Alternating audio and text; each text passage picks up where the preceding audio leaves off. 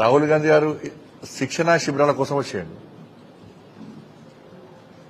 ఇవాళ రాహుల్ గాంధీ గారికి 2-3 విషయాల్లోనే సవాల్ విసురుతున్నా.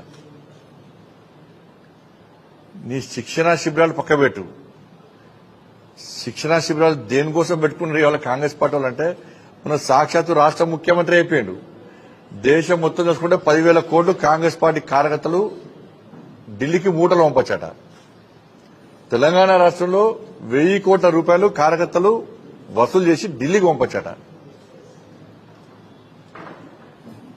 ఇవాళ కార్యకర్తలు ఏ విధంగా కలెక్షన్ చేయాలి, 1000 కోట్లు ఏ విధంగా ఢిల్లీకి పంపాలనో వాళ్లకు చెప్పడానికి వచ్చినవా, వాళ్ళ శిక్షణ ఇవ్వడానికి వచ్చినా రాహుల్ గాంధీ చెప్పాలి ఫస్ట్.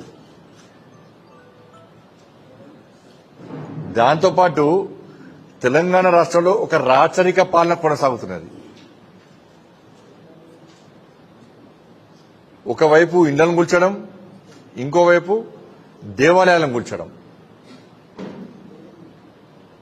ఎన్నికల ముందొచ్చి ఊకదంపుడు ఉపన్యాసాలు చూడాలి రాహుల్ గాంధీ గారు కావాల్సింది.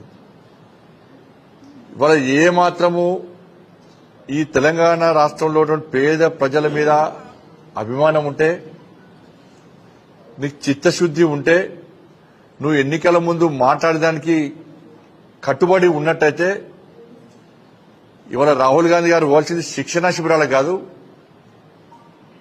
హైడ్రా కూల్చివేతలో పేద ప్రజలు పడ్డ ఇబ్బందులు, గాంధీ విగ్రహం పేరుతో మూసీ ప్రాంతంలో పేద ప్రజల ఇండ్లు కూలగొట్టిన ప్రాంతాన్ని, ఖమ్మంలో అక్రమంగా 800 ఇండ్లు భూదాన్ పేరుతోని కూలగొట్టిన ప్రాంతాన్ని రాహుల్ గాంధీ గారు సందర్శిస్తే రేవంత్ రెడ్డి గారి పాలన, కాంగ్రెస్ పార్టీ పాలన విషయంలో ప్రజలు ఏమనుకుంటున్నారో రాహుల్ గాంధీ గారికి తెలుస్తుంది. కేటీఆర్ 10 ఏళ్లు మీరు అధికారంలో ఉన్నప్పుడు అడ్డగోలుగా రాబందుల లెక్క, రాక్షసుల లెక్క తెలంగాణ రాష్ట్రాన్ని దోచుకున్నది మీరు, మీ కుటుంబము. అందరూ కూడా మీ లెక్కనే అదే రకంగా తెలంగాణ రాష్ట్రాన్ని దోచుకుంటారు, అదే రకంగా పరిపాలిస్తారని భావిస్తున్నావు. నీ లెక్క అందరూ వసూలు రాజాలు ఉండరు. తెలంగాణ రాష్ట్ర చరిత్రలో, తెలంగాణ రాష్ట్రంలో మీరు అధికారంలోకి రాకముందు మీ పార్టీ అకౌంట్ పరిస్థితి ఏందో, ఈ రోజున్న పరిస్థితి ఏందో చూస్తే చాలా స్పష్టంగా అర్థమవుతుంది. ఆ రోజున్న మీ ఆస్తుల విలువలన్నీ ఈ రోజు ఏ రకంగా అడ్డగోలుగా ఆస్తులు సంపాదించుకున్నారో, మీ ఆస్తుల పెంచిన తీరును చూస్తే చాలా స్పష్టంగా అర్థమవుతుంది. సిగ్గు శరం లేకుండా రాహుల్ గాంధీ గారిది త్యాగాల కుటుంబం, మీది రాజభోగాలు, రాక్షసత్వంతో, అవినీతితోటి ఏదైతే దాచుకొని దోచుకున్న సొమ్ముని ఈ రోజు చూపించుకుని రాజభోగాలు అనుభవిస్తుంది మీరు.